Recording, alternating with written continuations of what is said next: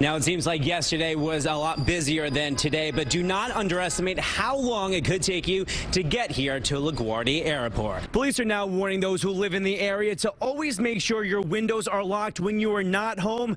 And as you've been hearing, your wishes could be as big as your imagination or as small as to just finally getting your dog to learn how to sit. Actually, the closest we can get to the scene right now. Authorities, they are not letting us pass the spot we are standing in here for safety reasons. Both of these women were injured here in this violent incident. As you can see, police, they still have caution tape strung up here and a cop car. The police commissioner tells me that they still aren't sure if it is one person or multiple people committing this scam. Right now, they are working on pulling video surveillance and also questioning witnesses.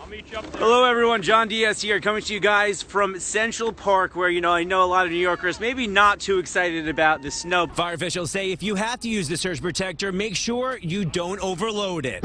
Yeah, good morning to you both. And we are now learning that this man was shot multiple times in his head. He was pronounced dead here at the scene earlier this morning. But if you follow me over here, you can see it's still quite the active investigation out here at the Soundview houses. Now, a crime scene unit has reported here to the scene. Yeah, well, I used to be a lot better at this whole soccer thing when I was a kid. But I mean, I got that in. And we're told that this is the roof where Anthony Olivo was playing with that BB gun. And the school, as you can see, really just yards away.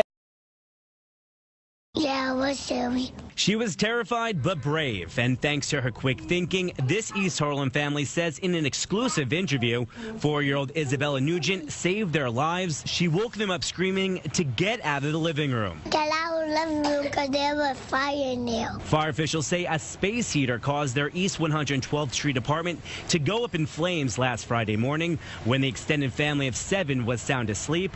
All but Isabella. She woke up to smoke. Without her, honestly, I think we would have lost everybody. Left behind now is debris, a burnt-down Christmas tree, and other holiday decorations. But inside this Queens hotel room, the extended family is trying to stay positive. I'm still devastated and still in shock. The family says the fire department helped most escape unharmed, except for Jennifer's boyfriend, who is still recovering in the hospital. We're getting by as best as we can, but we're trying to put it past us. The Nugent family received some good news today. The city was able to find them some temporary housing, so they will not have to celebrate the holidays here at the hotel. But after Christmas, this family still isn't sure if they ever want to go back home. They said that they're going to fix the apartment, but we want to go back to a apartment that we actually almost all lost our life. A close call, so close to Christmas, putting this 4-year-old not only on the top of Santa's nice list, but heroic list. John Diaz, CBS 2 News.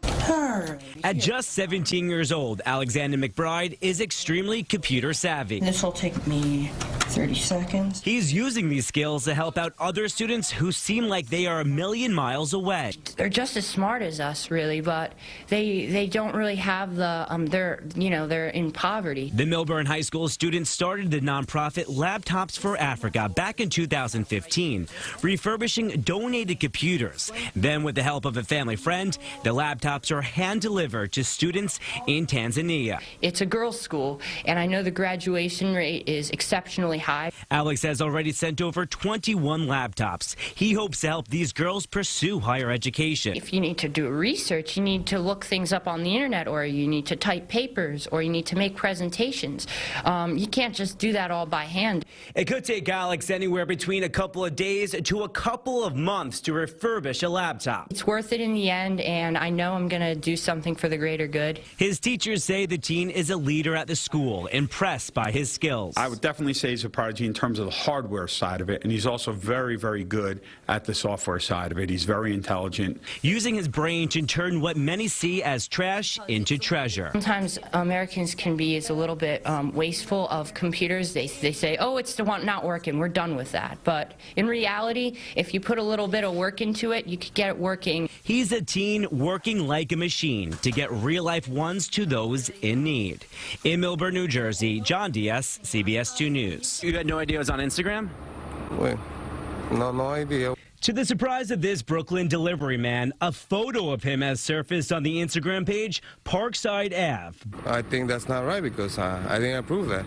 While other pages like Humans of New York have been tremendously successful with uploading photos of random people on social media, the user behind this Instagram page is not telling the people in these photos he is taking their pictures. That's kind of weird. It's kind of creepy. The man behind the post is snapping these photos as people walk by the Parkside Avenue subway stop, but he wouldn't tell us exactly where he's standing, and when I asked for an on-camera interview, he declined, saying it's art, and gave us this statement saying, quote, "I do not have any bad intentions. Let that be clear. I only want to capture the beauty and ugliness of life as it happens and share it with the world." It's artistic. It's kind of interesting. The first photo was uploaded onto this Instagram page in June, and ever since, he's posted more than 100 others, including 4 photos of me reporting and 1 of my cameraman. One might find that they're being imposed upon. But attorney Blake Morris says what this man is doing is legal. It's freedom of expression. He just can't make money off these pictures. The artist would not be allowed to sell your image or your likeness. Is it art or invasion of privacy? That's up to you to decide. Just smile next time you walk by this Brooklyn corner. John Diaz, CBS 2 News.